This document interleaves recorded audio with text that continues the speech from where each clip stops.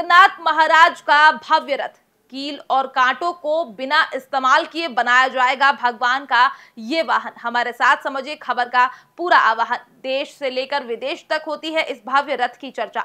दूर दराज से लोग पहुंचते हैं इस रथ यात्रा में। यात्रा के दौरान दिखती है भक्तों में असीमित श्रद्धा। हर बार की तरह इस बार भी भयंकर गर्मी के बीच जगन्नाथ मंदिर के लिए रथ तैयार किया जा रहा है। इस रथ को बनाने के लिए 300 से भी ज्यादा कारीगर काम पर लगे हुए हैं।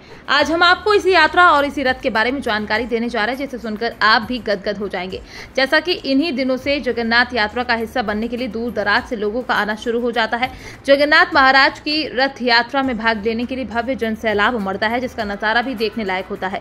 इस यात्रा का वीडियो अक्सर सोशल मीडिया पर वायरल होता नजर आता है। इस महापर्व पर मुख्य रूप से 3 देवताओं की पूजा होती है, जिनमें भगवान जगन्नाथ और इनके बड़े भाई बलभद्र और उनकी बहन सुभद्रा शामिल हैं। इन्हीं सबको एक साथ कर यात्रा निकाली जाती है। इस बार इसी जगन्नाथ रथ यात्रा की शुरुआत 7 जुलाई 2024 से होने वाली है। यह यात्रा हर वर्ष बड़ी धूमधाम से निकाली जाती है। इससे निकलने वाली यात्रा के पीछे ये अवधारणा चली आ रही कि कुछ दिनों के लिए भगवान जगन्नाथ, बहन सुभद्रा और बड़े भाई बलभद्र बीमार पड़ जाते हैं, जिस कारण वो 15 दिनों तक शयन कक्ष में विश्राम करते हैं। इसके बाद आषाढ़ मास की शुक्ल पक्ष की द्वितीया तिथि के दिन वो स्वस्थ होकर अपने विश्राम कक्ष से बाहर निकलते हैं और फिर इसी खुशी में भव्य रथ यात्रा का आयोजन किया जाता है। इस यात्रा के लिए बलराम, श्री कृष्ण और देवी सुभद्रा तीनों के लिए अलग अलग रथों का निर्माण किया जाता है। इस रथ यात्रा में सबसे आगे बलराम जी का रथ चलता है और बीच में बहन सुभद्रा और सबसे पीछे भगवान जगन्नाथ जी का रथ चलता है। इन रथों को बनाने की शुरुआत अक्षय तृतीया से प्रारंभ की जाती है। रथों के निर्माण के लिए दारू नामक नीम की लकड़ी का इस्तेमाल किया जाता है, जो लकड़ी बेहद पवित्र और पावन मानी जाती है। तो वहीं इस रथ की लकड़ी का चुनाव बसंत पंचमी के दिन किया जाता है। आपको जानकर हैरानी होगी कि इस रथ को बनाने में किसी भी प्रकार के कील या कांटों का इस्तेमाल नहीं किया जाता। ऐसा इसलिए क्योंकि ऐसा करने से रथ की पवित्रता बनी रहती है।